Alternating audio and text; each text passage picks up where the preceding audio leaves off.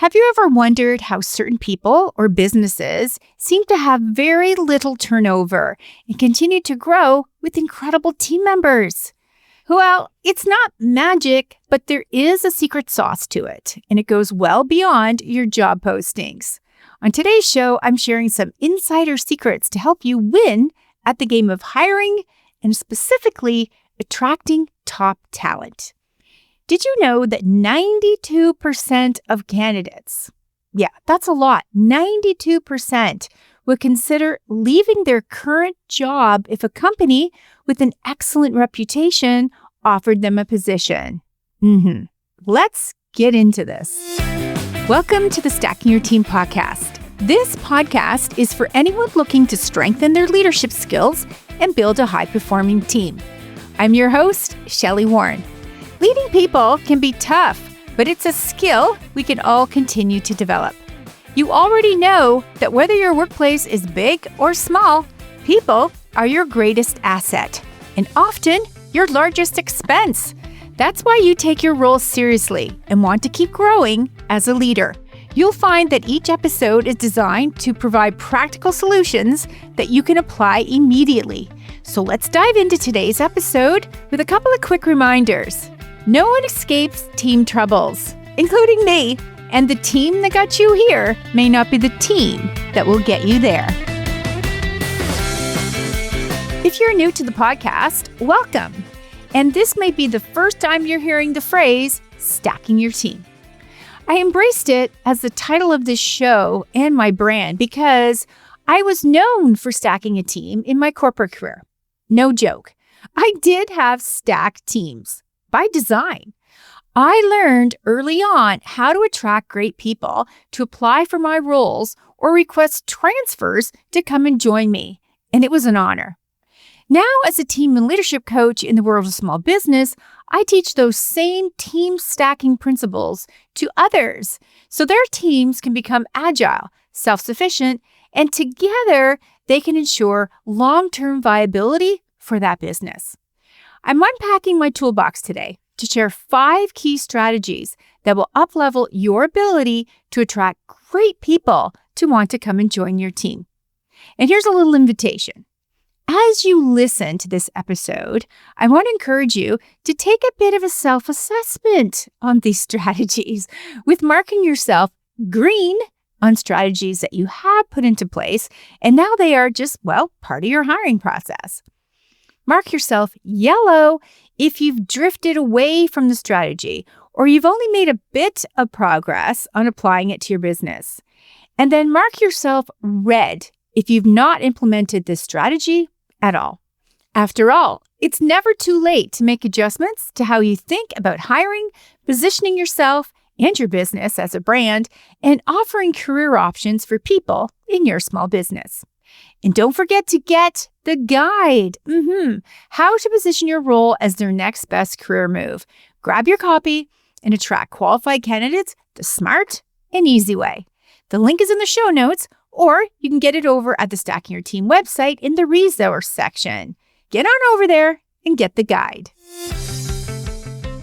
The first strategy that will uplevel your ability to attract great people to want to come and join your team is know your impact. Now, here's what I mean by that. You cannot pretend to entice people to come and join you in your mission if you don't have one, or yours is loosey-goosey with no clear purpose, no clear path forward towards something, and no clear messaging. People are not easily fooled these days. Top talent takes the time to check you out before they apply. So what would they find? LinkedIn Talent Solutions tells us that 75% of job seekers research a company's reputation and employer brand before they apply for a job. So, have you been able to clearly demonstrate what you do and who you do it for? Are you one of those businesses with a name that could mean just about anything? Are you not telling the entire story about the impact you have, and how are you helping your local community? Who's your charity of choice? And how are you giving a hand up to the people who live where you do?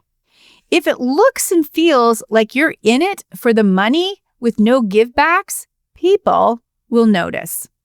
It's normal for high-performing people who are considering applying for your job to do some research on you, so be ready for it. They don't want to waste any time joining a company that doesn't align with their core values. So make it easy for them to see that you offer way more than a salary or an hourly wage. Showcase your team beyond their headshots on both your website and your social channels. And be sure to showcase your direct impact to your local community, customers, and collaborators. Show your top talented candidates what they can expect when they join your team. The second strategy that will uplevel your ability to attract great people to want to come and join your team is have a point of view. Another way that top talent candidates vet you before they apply is that they look to find evidence of what you stand for and what is your point of view. Sometimes you don't do a great job of creating a compelling and consistent narrative in your website copy, your social media posts, your podcasts, or your blog posts. We think we do, but in reality, no. So don't expect people to connect the dots themselves. Make it super easy for them to see it and feel it. Here's an example. At Stacking Your Team, I've always stood for this. No more mediocre team members. Now, you've heard me go on and on about this. I want only high-performing people joining you at your small business and staying employed with you, which is why you hear me on every single episode remind you that the team that got you here may not be the team that will get you there. At Stacking Your Team, we're all about guiding you to be the leader who confidently holds your team accountable and confidently offers careers and personal development for those who add value to your business. Here's another example of a small business with a clear point of view that they boldly stand strong for. At the Honey Pot Company, their point of view is natural, plant-based feminine care products made by women for women with zero shame. How does it show up? Well, their messaging is unapologetically about empowering women and breaking taboos around vaginal health.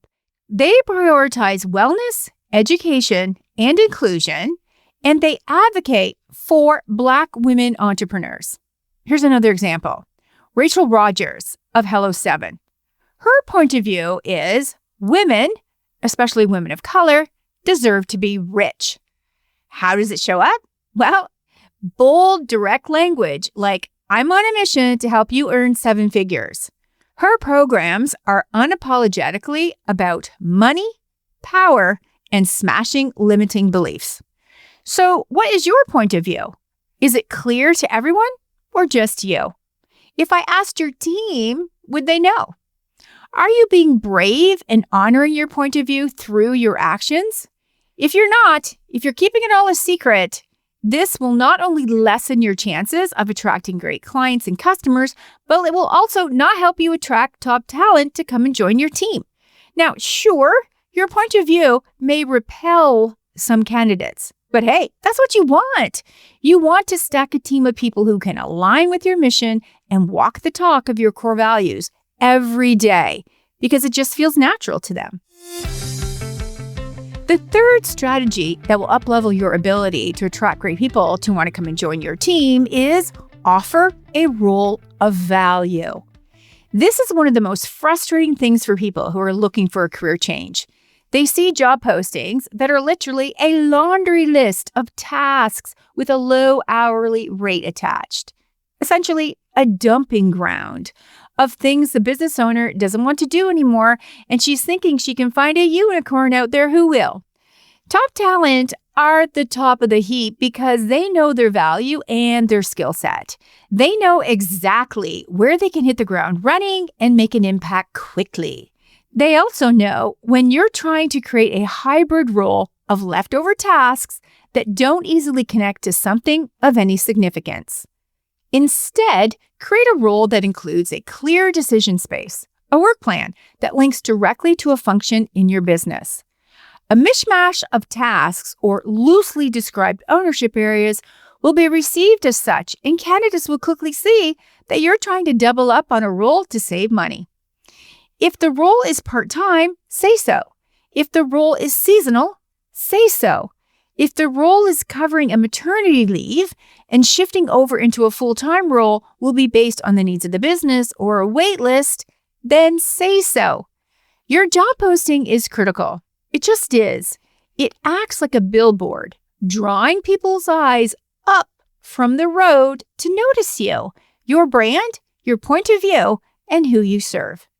It starts with no fluff, crystal clear expectations, and super specific criteria for how to be considered for an interview, including outlining your hiring process that includes paid trials, video submissions, and reference checks.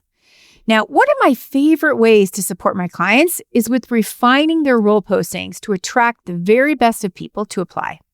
We do this by creating a 5-hour work plan, my most popular signature tool that, without a doubt, helps the team member know what they're getting paid to do and whether or not they're on track or off track with delivering that. The 5-hour work plan then gets shifted into a comprehensive role posting that tells a story about where and how this candidate would be adding value to the business. For more ideas on how to do this really well, be sure to zip over to the Stacking Your Team website, the resource section, and get the guide. The fourth strategy that will help uplevel your ability to attract great people who want to come and join your team is show them a pathway to build a career with you versus simply a job. Too often business owners promise this without any real plan or pathway to follow. I hear comments like, in a few months, we'll see if you're ready to take on X. Or in a few years, you'll probably be ready to shift over into our X department. Or the ever popular, this is a starting salary. We can consider increasing it in a few months. So at the risk of sounding like your mother, watch your language. When you make statements like this, it opens up the door for your new hires to believe that raises are based on time in the job, not performance. And that only breeds entitlement and ongoing demands for a raise. If you do not have a pathway for career development, just say so. If you do have one, show them. One of the reasons why 7+ figure businesses continue to attract top talent is that they have taken the time to craft their pathway for progression with new hires. They know that candidates like to see themselves working alongside you out into the future. And when they visualize that, they'll also want to see evidence that they'll be continuing to learn new things and doing worthwhile work. So what does a pathway for career development look like? This is a new signature tool that I introduced to my clients a few years ago. It's super popular now, and many of my clients are incorporating the visuals and this conversation into their interview for their top candidates as a way to demonstrate to them how they can build a career. It also is a great opportunity for those top candidates to ask you questions, which become your chance to reinforce the message that building a career with you requires more than years of service. It requires criteria for promotions, ownership areas, and adding value. My clients who have incorporated this into their business tell me that their team members appreciate the transparency and having an actual plan versus waiting and hoping they'll continue to succeed and increase their pay. All of this structure tells your top candidates that you're not fooling around. You're building a long-term viable business that they could be a part of. This leads us to the last ingredient in your secret sauce, inside the strategies that will uplevel your ability to attract great people to want to come and join your team. Be true to your word. I've mentioned this before in the podcast that high-performing people like to work with other high-performing people, and they will refer their friends and former coworkers to you if they feel incredibly confident to do so because they love their job. Creating that first moment of truth on day one in your interview really does matter. So what do I mean by a first moment of truth? Well, this is a term that I learned working for that Fortune 50 corporation for decades. It's a marketing term, meaning when a consumer buys your products and services and gets it home in their hot little hands and it works exactly as it did in the ad and the claims that you proudly included in your packagings are all truthful. In the world of small business, a first moment of truth can be the experience your client has during their onboarding, or the experience your customer has walking into your brick and mortar, or the experience your client has during their first conversation with you and your team. Did you know that 1 in 3 candidates have turned down a job offer after a negative experience during the interviewing process, highlighting how closely top talent evaluates every single touch point? They're looking for proof that what you say is true. That whole first moment of truth. Here are some ways to demonstrate and validate their ideal first moment of truth with a prospective new team member. Does your application portal on your website work? Is your pre-screening call welcoming and brief, designed to accelerate moving them forward within your hiring process, or confirm that they're not going to be a fit with you? Is the tone and the timing of your outreach emails or the calls with those candidates professional? Did you follow through as you said you would in terms of dates and times? Did you arrive on time to your interview and offer a quiet and welcoming space to conduct that interview? And do your candidates know where they are within your hiring process at all times? How about this one? Do you incorporate some information about onboarding and building a career with you during your interviews? So how did you do on your self-assessment? Which of the 5 strategies were red, yellow, or green? And what will you do now? What's your first next best step? Attracting top talent is the goal of every business owner because the cost associated with hiring and excessive team turnover is just too high to fool around with. I'm encouraging you today to really consider how you are positioning yourself to be a compelling employer that top talent wants to join. So don't forget to get your guide, How to Position Your Role as Their Next Best Career Move. Grab your copy and attract qualified candidates the smart and easy way. The link is in the show notes, or you can get it over at the Stacking Your Team website in the resource section. Get on over there and get the guide.